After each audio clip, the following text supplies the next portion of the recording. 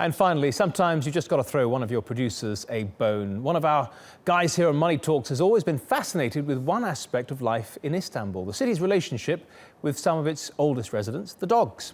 So we sent him for a walk, not only to shut him up, but to actually find out a little about how the city looks after its furry residents.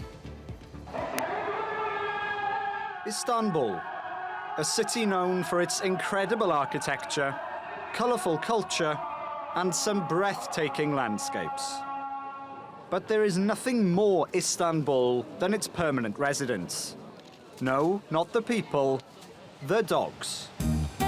Estimates vary wildly from 30 to 150,000 dogs that patrol, or more accurately laze about, on the streets of Istanbul. Animals need protection. That's why I developed this hobby to feed and take care of them. We love the street dogs because they are living creatures like us and they need our help. That's why we like them. Street animals are part of the society. The world doesn't belong to humans. We have to learn to live together with animals.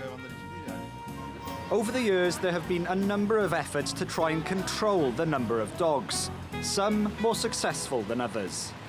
This organisation, the one that runs this forest shelter just outside the main city of Istanbul, was the first in Turkey to implement a neuter and release policy.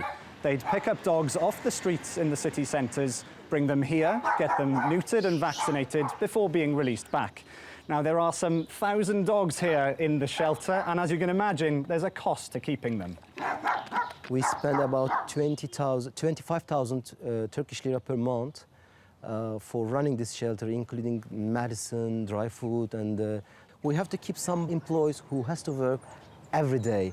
The bad thing is that collect this money is really hard these days. People doesn't interested in the animal shelters, to help the animal shelters and make a donation to our association. Bilge is one of the organisation's board members. She says that despite the effort put in by shelters and charities, Istanbul's dogs also rely heavily on the kindness of strangers.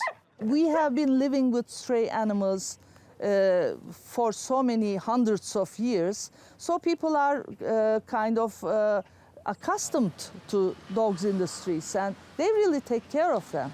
Let us live with animals that are vaccinated, that are neutered, who will accompany us in our lives in the neighborhood.